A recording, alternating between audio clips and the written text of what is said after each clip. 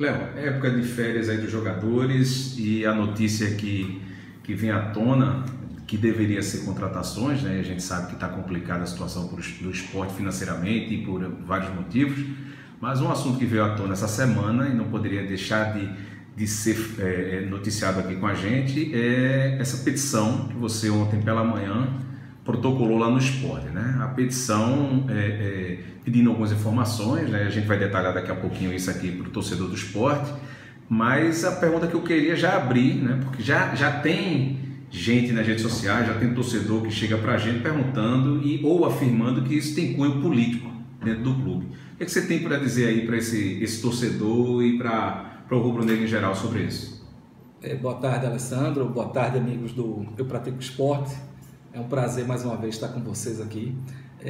Na verdade, em relação à política, não tem nenhuma conotação política. Eu não sou ligado a grupo político nenhum do esporte. Eu não tenho nenhuma ligação, a não ser quando terminou o dia 16 de dezembro de 2016, quando terminou a eleição. Eu hoje sou um torcedor e um sócio como qualquer outro. E não tenho, embora que alguns acham que alguns continuaram no palanque, eu não continuei no palanque, eu continuo e apoio a atual gestão, eu torço pela atual gestão acertar. Agora, eu não posso pactuar com tudo que é feito e o que é feito de errado. E se é feito de errado e em detrimento do esporte, entre gostar das pessoas, ter respeito às pessoas, eu também respeito uma coisa que é a instituição Esporte e Clube do Recife.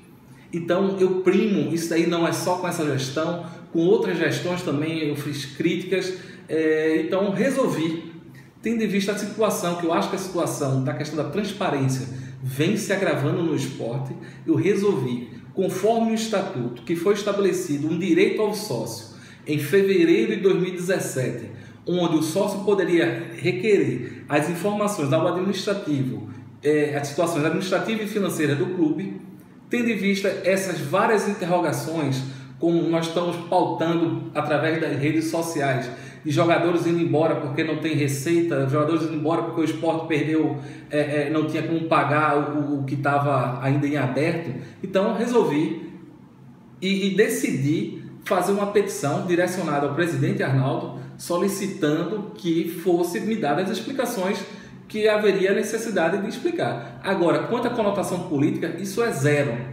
É zero. Inclusive, alguns me questionaram: Léo, você está fazendo isso porque você pretende ser candidato em 2018 ao esporte? Não, não existe essa possibilidade. Eu não sou candidato a nada. Ninguém vai ver meu nome em chapa alguma. Eu estou aqui defendendo apenas o direito do sócio e do torcedor, que merece uma resposta a todos os questionamentos que estão ocorrendo. Atualmente tu tem feito alguma ajuda, tem feito, ou fez, ou vai fazer alguma relação com a situação, né? Vamos colocar assim, com a gestão atual do esporte, que possa colocar aqui e reforçar o discurso que não tem esse cunho político? Quem me conhece pelas redes sociais, em especial o Twitter, sabe o quanto eu apoio o esporte e a atual gestão. Muitas vezes, com a crítica que vem, eu tentando minimizar a crítica, apoiando a diretoria. Quando fui convidado pelo Arnaldo para participar de uma reunião com vários outros sócios para opinar sobre o planejamento de 2018, me coloquei à disposição, como é a obrigação de todo e qualquer torcedor do esporte e sócio do esporte, uma vez convocado, tem que estar lá para ajudar. Não existe essa questão de porque é Arnaldo, porque é João, é Joaquim que está na presidência, eu não vou ajudar. Não, nós temos que pensar em esporte. Se nós somos esporte, nós vamos esquecer a questão de quem seja a gestão. Vamos ajudar. E ajudar muitas vezes, até de um modo mais radical, porque eu olho essa petição que eu fiz como uma forma de também fazer a correção do que está lá necessitando de ser esclarecido para a torcida.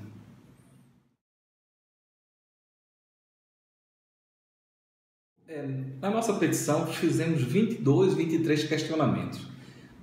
Ele não só focou a questão do futebol. O futebol é importante, é carro-chefe do clube.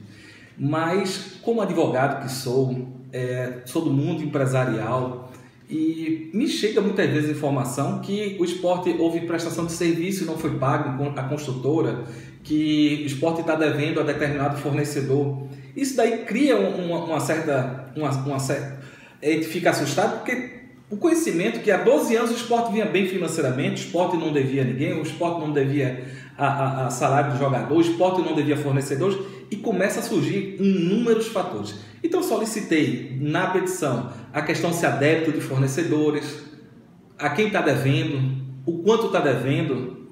Por quê? Porque o esporte é um clube que ficou conhecido nacionalmente pela estrutura e a forma administrativa com que vinha sendo tratado. E da noite para o dia começa a surgir essas situações. Existe algum fornecedor que tu possa, não, se não quiser citar o nome, mas existe fornecedores do teu conhecimento? Também conhecimento que determinadas construtoras, uma ou duas construtoras, não havia recebido do esporte. Serviços que foram realizados e não receberam. Se você me perguntar o quanto eu não sei, eu não vou ser leviano. Tanto é que por isso eu fiz questão de me reportar junto dentro desse pedido, porque faz parte da questão administrativa financeira do clube, né? E aí depois você vem tratar do calo maior, vamos dizer, que está machucando todo o torcedor do esporte, que são as negociações. A gente nós sabemos da negociação, por exemplo, do Regis, através do Twitter do Bahia, com a negociação com o São Paulo, através de Jean. Ora, o esporte era detetor ainda de Regis. O esporte devia ao São Paulo por causa de Rogério. O quanto o esporte devia a Rogério? O quanto era ainda que tinha de Regis? Quanto foi o empréstimo? Então, essas coisas ficam escuras. Então, precisa vir às claras. Não, o clube não é meu, o clube não é de quem está no comando. O clube é da sua torcida, é do seu associado. E quanto mais transparente, porque transparência é uma coisa que a sociedade exige hoje em dia.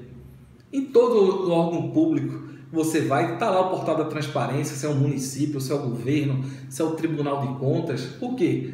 Porque eu, na presidência de um clube, eu estou administrando dinheiro que é dos outros, que na verdade é arrecadação que é de terceiros, né? E aí o sócio tem o direito de saber, o sócio, eu sempre digo o sócio, porque o sócio é aquele que está em dia, né? Respeito você deve à torcida, mas o sócio é que realmente tem o dever de acompanhar, até porque ele paga a mensalidade, ou quando não paga a mensalidade porque ele foi subscritor, foi remido, proprietário, mas pagou um valor muito maior lá no início, quando foram lançados os títulos, ele faz parte do corpo associativo, então ele deve saber como esse dinheiro está sendo gerido e por que está ocorrendo essas falhas, se é verdade ou se é mentira. Então, porque a gente sabe que no mundo da internet hoje se cria inúmeras notícias. Então, a gente pode criar uma situação de instabilidade no clube com a mentira, mas também a gente pode reforçar que, se é uma notícia falsa, a gente vem e mostra a verdade. E a verdade só aparece com a transparência. Isso é uma coisa inerente do dia a dia.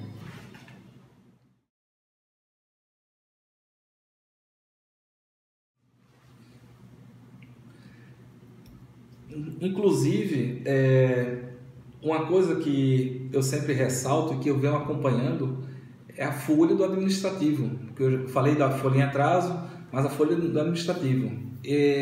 O número de funcionários hoje que eu vejo no esporte é uma coisa assustadora. Se existe um número grande de funcionários, consequentemente, essa folha administrativa também deve estar muito alta. Posso citar também a questão da segurança. A quantidade de segurança que tem dia de jogo hoje é uma coisa que eu nunca vi. Eu tenho 40 anos, tenho 43 anos de vida, há 40 eu frequento estádios e eu nunca vi a quantidade de segurança hoje que tem o Esporte Clube do Recife em dia de jogos. A quantidade de funcionários trabalhando. Lógico que eu sei que a segurança é uma coisa primordial, que muitas vezes a segurança do Estado não é o suficiente, tem a necessidade de segurança patrimonial, mas eu questiono a necessidade dessa quantidade toda de segurança, porque quando a gente sai ali da ilha, a gente vai passando ali pela sede, o que não falta é segurança. E sendo segurança, a gente sabe que segurança é um produto, uma prestação de serviço cara. Eu acho que tem que se olhar, tem que se avaliar, essa folha tem que ser reanalisada e foi um dos pedidos, inclusive, que eu fiz. É a avaliação de terceirizados no esporte e a folha administrativa, para ver a que ponto chegamos. Isso daí com evolução, inclusive pedi de 3 anos, no período de 3 anos, para fazer uma avaliação da administração, da gestão, se realmente há essa necessidade.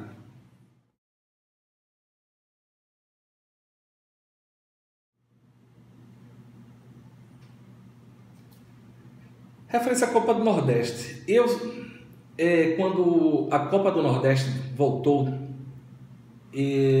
eu fui um dos primeiros a analisar a Copa do Nordeste. Foi em 2011, pela Kepler, quando eu ainda era diretor de competições da federação. E eu cheguei para Evandro, que estava como presidente, Vigílio Elísio mandou logo o material da Copa do Nordeste. Isso 10 a 15 dias depois que Evandro tinha assumido. Eu cheguei e disse, olha Evandro, na hora que tiver a Copa do Nordeste, o campeonato pernambucano praticamente vai morrer. Não tem como, porque não vai ter data. Nós não temos data, isso daqui. Mas levar à frente. Eu pessoalmente, eu acho que seria interessante, vou falar interessante, entre aspas, a saída do Sport da Copa do Nordeste se houvesse um foco exclusivo em duas competições mais importantes, que seria a Copa do Brasil e a Sul-Americana, onde elas duas dariam uma receita muito maior sem que passasse de fase do que a própria Copa do Nordeste. Que modéstia à parte, a gente disputa um campeonato com a Bahia e com o Ceará, que é o futebol mais forte, certo? E a rentabilidade com a passagem de fase da Copa do Brasil e da Sul-Americana, além de ser dois títulos extremamente importantes, né, a receita também estaria afastada, o prejuízo da retirada da Copa do Nordeste. Não sei os motivos que levaram a decisão para sair da Copa do Nordeste, inclusive foi até comentário que outros clubes de Pernambuco também sairiam e no final não saíram, só saiu o Sport. Talvez uma decisão prematura, porque o Sport podia muito bem dizer que ia jogar com o Sub-23, que estão criando uma coisa que eu defendo há mais de 5 anos. O Sub-23 é a Copa do Nordeste. E focar nas duas competições e não tinha prejuízo financeiro. Não teria prejuízo financeiro. Acho que foi prematuro e também pedi a justificativa, já que Arnaldo alega que a Copa do Nordeste dá prejuízo, então que eu tomasse conhecimento quanto é que o Sport recebeu e qual foi a receita do Sport na Copa do Nordeste dos últimos anos, para que realmente fique constatado que ela é deficitária. Porque eu conheço um pouco dos números da Copa do Nordeste, até porque toda a projeção até 2020 ou de 2019, eu tenho ainda comigo toda essa projeção de patrocinador, de grupos, de fase, e ela não era deficitária. Certo? Em momento nenhum a Copa do Nordeste era deficitária. Você pode dizer que ela era menos atrativa no início, porque são clubes que você joga com clubes de menores forças no Nordeste. Mas deficitária ela não é, porque os patrocinadores cobririam. Agora, eu era até a favor da saída da Copa do Nordeste, e ele que focasse na Copa do Brasil e se mantivesse na Sul-Americana. No final, tivemos um ano pífio, tivemos um ano que, graças a Deus, não caímos, mantivemos na A, mas não tivemos a Sul-Americana. Eu até brinquei dizendo os deuses do futebol punem, porque praticamente ia cair no nosso colo a Sul-Americana. E realmente a gente não merecia, por quê? Porque nós não tivemos méritos. Nós não tivemos méritos de ir para uma Sul-Americana. Infelizmente é a realidade. E isso daí faz com que essa saída da Copa do Nordeste foi uma atitude prematura, embora que se tivesse mantido a vaga seria importante, porque a gente iria brigar por uma final aí de uma Copa do Brasil, de uma Sul-Americana, mas foi uma decisão para mim temerária. Foi uma decisão que está causando prejuízo ao clube, eu acho que em torno de 5 milhões. E por isso também pedi justificativa ao presidente.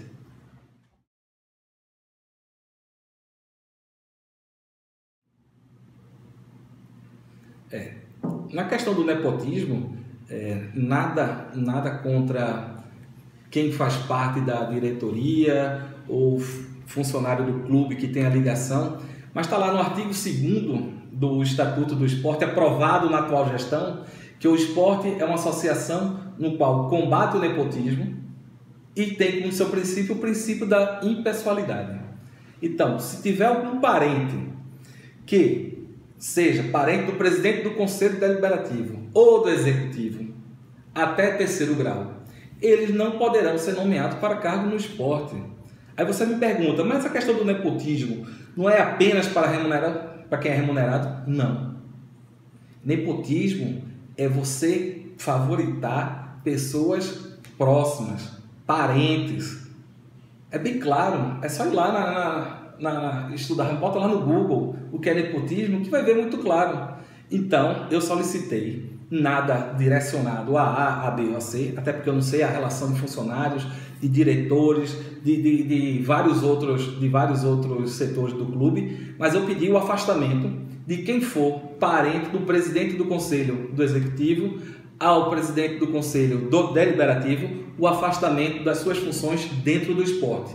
Porque, além de ser contra o estatuto, eu acho que é uma questão que não deveria ser praticada dentro do clube, onde eu pai, eu tio, eu primo, vou e nomeio para participar de uma função determinada pessoa no qual o estatuto proíbe. Então, por esses fatores, nada pessoal, nada contra quem quer que seja, mas como está lá previsto no estatuto, eu brigo pela lei maior nossa, é a nossa Constituição, que é o Estatuto do Esporte Clube do Recife. E se houver alteração em fevereiro, que essa alteração seja cumprida. O princípio da impessoalidade e o nepotismo que o esporte tanto combate.